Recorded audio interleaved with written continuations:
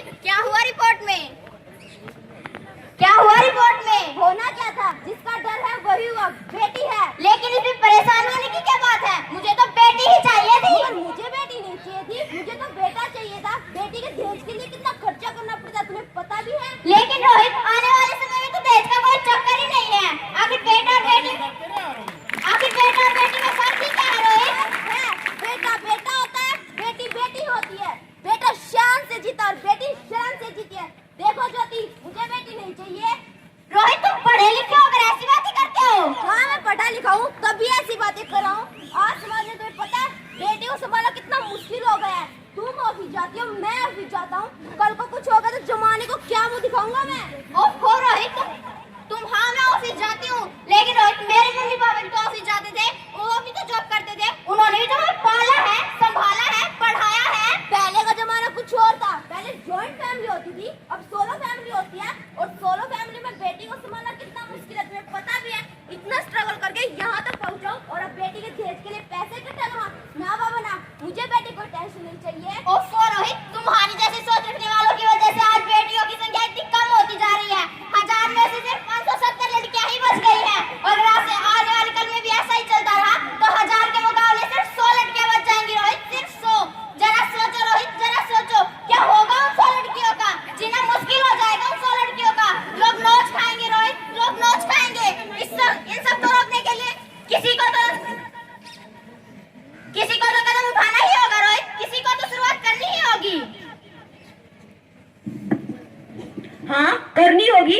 मैं ही क्यों, और भी तो है, वो भी तो कर सकते। और भी तो है, वो भी तो कर सकते। वो भी तो है, इसकी शुरुआत मैं ही क्यों करूं? समाज में और भी तो लोग कर सकते हैं। देखो ज्योति, मैं तुम्हें कह देता हूँ, मुझे बेटी नहीं चाहिए, चाहे तुम अबॉर्शन करवा लो। अबॉर्शन? नहीं रोहित, मैं अबॉर्शन नहीं करवा सकती। प्लीज रोहित, मैं अबॉर्शन नहीं करवा सकती। ज्योति, तुम समझती क्यों नहीं हो? बेटी बोझ है, सर पर बोझ और कुछ नहीं। नहीं रोहित, तुम समझने की कोशिश क्यों नहीं करते हो? मैं दुगनी मेहनत करूंगी रोहित। प्लीज इस बच्ची को इस दुनिया में आने दो रोहित, प्लीज। मुझे नहीं पता, तुम्हें हम दोनों में से एक को चुनना ही होगा। नहीं रोहित, मैं तुम दोनों में से किसी एक को कैसे चुन सकती हूँ रोहित, कैसे चुन सकती हूँ?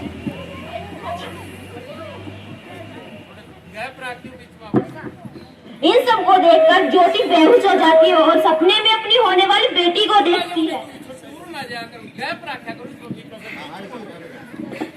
माँ, माँ, हे भगवान, आपने तो मेरे हाथों की लकीरें भी नहीं बनाई और इन सभी ने मेरी तकदीर का फैसला सुना दिया। माँ, मुझे जीने दो, मैं आपको तंग नहीं करूँगी और मेरी फीस की भी चिंता मत करना, मैं भैया की किताबों से ही पढ़ लूँगी। और आपको और पापा से कहना कि मेरी दहेज की भी चिंता ना करें, क्योंकि मैं आपके साथ बुढ़ापे में रहकर आपका बुढ़ापे का सहारा बनूंगी। और आपको लगता है कि ऑपरेशन पर खर्चा होगा तो वो भी मत करना, मैं भगवान जी से खुद ही कह दूंगी कि मेरी माँ मेरा मरा हुआ मुंह देखेंगी। नहीं मेरी बच्ची, ऐसा मत बोल, ऐसा नहीं होने दूंगी मैं रोहित। रोहित, क्या हुआ? रोहित, तुम ऐसा नहीं कर सकते हो, तुम मेरी बच्ची को नहीं मरवा सकते हो रोहित, नहीं मरवा सकते हो। मैं खुद मर जाऊंगी, लेकिन अपनी बेटी को नहीं मरने दूंगी रोहित, नहीं मरने दूंगी। मुझे इससे क्या? नहीं रोहित, प्लीज रोहित। पर मरती हो तो मरो, मुझे इससे क्या? अब रोहित सोने जाता है और एक सपना देखता है।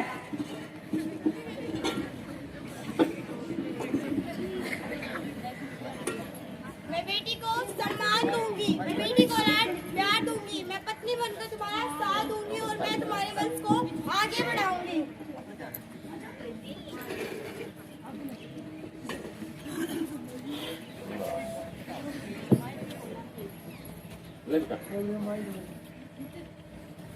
तुम सब कौन हो? हम सब तुम्हारी बेटियां हैं। मैं लक्ष्मी हूँ, मैं दुर्गा हूँ, मैं पार्वती हूँ, मैं सरस्वती हूँ और मैं जवारा हूँ और मैं अन्नपूर्णा हूँ। ब्रह्मा जी ने हम सभी को मिलाकर एक बेटी को बनाया है। मैं आंगन में वापस आ जाऊँ, मुझे माफ कर दो। नहीं, हम तुम्हारे आंगन में कभी वापस नहीं आएंगे, कभी नहीं आएंगे। मैं लक्ष्मी बनकर तुम्हें धन देती, मैं सरस्वती बनकर तुम्हें ज्ञान देती, मैं पार्वती बनकर तुम्हें स्वाभिमान देती, मैं दुर्गा बनकर तुम्हें शक्ति देती और मैं जवारा बनकर तुम्हें रोशनी देती और मैं अन्नपूर्णा बनकर तुम्हारे जीवन में खुशहाली के रंग भरती। लेकिन तूने हमारी जिंदगी को कोख में ही खत्म कर दिया। आखिर हम तो तुम्हें कुछ देने ही आ रहे थे, क्या कसूर था हमारा? तुम ही हमारे मंदिरों में आते हो, आके झोली फैलाते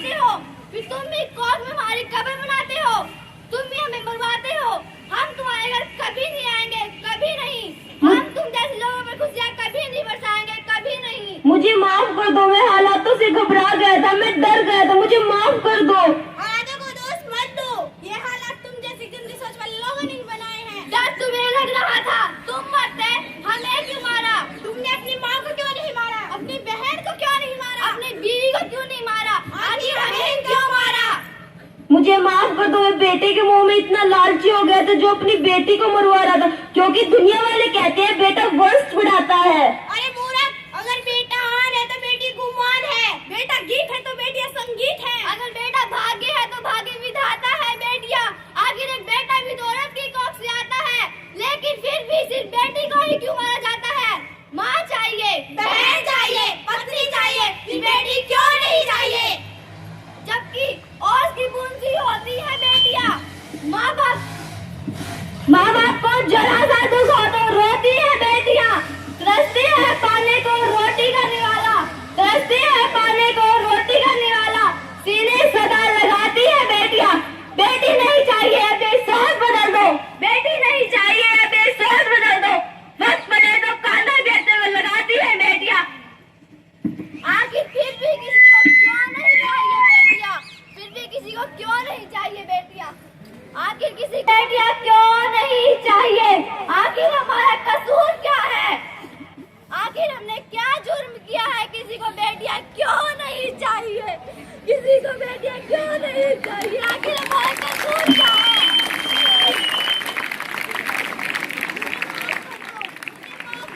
रोहित, रोहित, क्या हुआ? तुम जिंदा हो? हाँ, मैं जिंदा हूँ। मुझे क्या होना था? वो कौन? मेरी होने वाली बेटी। लेकिन तुम्हें तो बेटे से ही था ना। मुझे माफ कर दो ज्योति, मुझे माफ कर दो। लेकिन अब मैं समझ गया हूँ, बेटी वो कोहिनूर का हीरा होती है जो इतनी आसानी से नहीं मिलती। भगवान का लाख लाख शुक्र है रोहित कि तुम्हें समझ में तो आया कि बेटियां भी उतनी ही जरूरी है जितने कि बेटे। आखिर बेटियां भी तो अपनी माँ बाप की लाडलियां होती हैं, छोटी छोटी प्यारी प्यारी नन्ही नन्ही कहानियां होती हैं। अगर हमें अपने भविष्य को उज्जवल बनाना है तो बेटियों को बचाना ही होगा, बेटियों को पढ़ाना ही होगा, बेटियों को बचाना ही होगा, बेटियों को पढ़ाना ही होगा। और हमें आप सबसे उम्मीद है कि बेटी बचाओ बेटी पढ़ाओ में आप हमारा सहयोग जरूर देंगे। धन्यवाद।